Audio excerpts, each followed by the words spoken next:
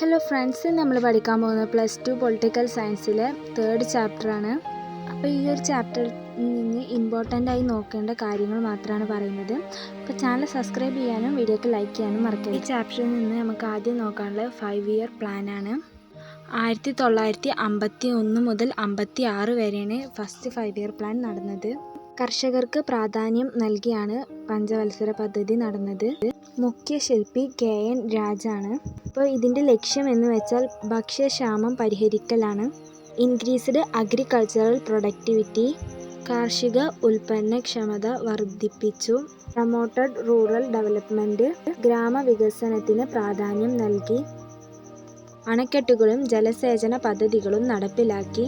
ജനങ്ങളിൽ സമ്പാദ്യശീല വളർത്താൻ ശ്രമിച്ചു. ഇനി അടുത്തത് സെക്കൻഡ് 5-year പ്ലാനാണ്. 1956 മുതൽ 1961 വരെയാണ് സെക്കൻഡ് 5-year പ്ലാൻ നടപ്പിലായത്. വ്യാവസായിക വികസനത്തിന് പ്രാധാന്യം നൽകി. Industrial development. ഇതിൻ്റെ മുഖ്യ ശില്പി PC മഹലനോബിസ് ആണ്. ദ്രുതഗതിയിലുള്ള വ്യവസായവൽക്കരണത്തിന് ഊന്നൽ നൽകി. Developed major public sector industry, പൊതുമേഖലയിൽ വൻ വ്യവസായങ്ങൾ ആരംഭിച്ചു. സ്വദേശവും വിദേശവുമായ സാങ്കേതിക വിദ്യ പ്രോത്സാഹിപ്പിച്ചു. ഇതിനെതിരെ 2 തരത്തിൽ വാദങ്ങൾ ഉണ്ടായിട്ടുണ്ട്. ആസൂത്രണം നഗരങ്ങളെയും വ്യവസായങ്ങളെയും അനുകൂലിച്ചുവെന്ന് ചിലർ അഭിപ്രായപ്പെട്ടു. ഇതിനെതിരെ മറ്റൊരു വാദം കൂടിയുണ്ട്. ദാരിദ്ര്യം ഇല്ലാതാക്കാൻ വ്യവസായവൽക്കരണം അനിവാര്യമാണെന്ന് മറ്റു ചിലർ വാദിച്ചു. ഇന്ത്യ പ്രൈവറ്റ് എക്കോണമിയും അതുപോലെ തന്നെ പബ്ലിക് എക്കോണമിയും ഇട്ടിട്ട് മിക്സഡ് എക്കോണമിയാണ് ഇന്ത്യ സ്വീകരിച്ചത്. മിക്സഡ് എക്കോണമിയിൽ പബ്ലിക് സെക്ടറിനും അതുപോലെ തന്നെ പ്രൈവറ്റ് സെക്ടറിനും ഒരുപോലെ ബാലൻസ്ഡ് ആണ്. ഇനി അടുത്തതായി പഠിക്കാനുള്ളത് ഗ്രീൻ റവല്യൂഷൻ അഥവാ ഹരിത വിപ്ലവമാണ്. Land reforms were introduced. ഭൂസമരങ്ങൾ നടപ്പിലാക്കി. Better irrigation facilities were provided. മെച്ചപ്പെട്ട ജലസേചന സൗകര്യങ്ങൾ ഒരുക്കി. Adding varieties seeds were introduced. ഉയർന്ന വിളവുള്ള വിത്തുകൾ അവതരിപ്പിച്ചു. വളങ്ങളും കീടനാശിനികളും വ്യാപകമായി ഉപയോഗിച്ചു. Farmers received support price and loans.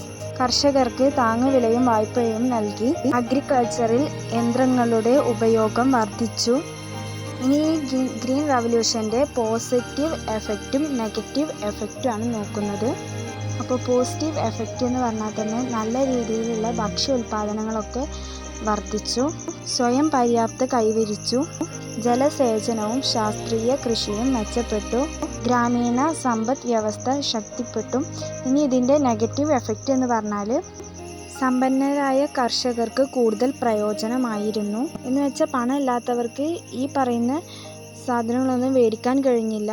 അതുപോലെ ലോൺ എടുത്ത് തിരിച്ചു കൊടുക്കാനൊന്നും കഴിഞ്ഞില്ല. അതുകൊണ്ട് ഈ ഒരു ഗ്രീൻ റവല്യൂഷന് ഏറ്റവും കൂടുതൽ ഉപകാരപ്പെട്ടത് സമ്പന്നരായ കർഷകർക്കായിരുന്നു. പ്രാദേശിക അസമത്വം വർദ്ധിച്ചു. സമ്പന്നരും ദരിദ്ര കർഷകരും തമ്മിലുള്ള അന്തരം വർദ്ധിച്ചു. രാസവളങ്ങളുടെയും കീടനാശിനികളുടെയും അമിത ഉപയോഗം പരിസ്ഥിതിക്ക് ദോഷമായി. ചാനൽ സബ്സ്ക്രൈബ് ചെയ്യാതെയാണ് കാണണമെങ്കിൽ ചാനൽ സബ്സ്ക്രൈബ് ചെയ്തിട്ട് കാണാൻ ശ്രമിക്കുക. അതുപോലെ തന്നെ വീഡിയോക്ക് ലൈക്ക് ചെയ്യാനും ഫ്രണ്ട്സിനൊക്കെ ഷെയർ ചെയ്യാനും മറക്കരുത്. ഇനി അടുത്ത ടോപ്പിക്ക് വൈറ്റ് റവല്യൂഷനാണ്. വൈറ്റ് റവല്യൂഷൻ പാലുമായി ബന്ധപ്പെട്ടതാണ്. വർഗീസ് കുര്യനാണ് father of the white revolution എന്ന് അറിയപ്പെടുന്നത്. ഗുജറാത്തിലെ ആനന്ദ് പാൽ സഹകരണ സംഘത്തിലൂടെ ആരംഭിച്ചു. അമുൽ സഹകരണ പ്രസ്ഥാനത്തിൻ്റെ മാതൃകയായി ഓപ്പറേഷൻ ഫ്ലഡ് പാൽ ഉൽപ്പാദനം വർദ്ധിച്ചു. ഇന്ത്യ ലോകത്തിലെ ഏറ്റവും വലിയ പാൽ ഉൽപ്പാദക രാജ്യമായി. അപ്പോൾ 3rd ചാപ്റ്ററിൽ നിന്ന് ഇമ്പോർട്ടൻ്റ് ആയിട്ടും പഠിക്കേണ്ടത് ഇത്രയും കാര്യങ്ങളാണ്. അപ്പോൾ ഇതുപോലുള്ള ക്ലാസ്സുകൾ കിട്ടാനും അതുപോലെ തന്നെ വീഡിയോ ഇഷ്ടപ്പെട്ടാലും നമ്മുടെ ചാനൽ സബ്സ്ക്രൈബ് ചെയ്യാനും അതുപോലെ തന്നെ വീഡിയോ ലൈക്ക് ചെയ്യാനും ഫ്രണ്ട്സിലേക്കൊക്കെ ഷെയർ ചെയ്യാനും മറക്കരുത്.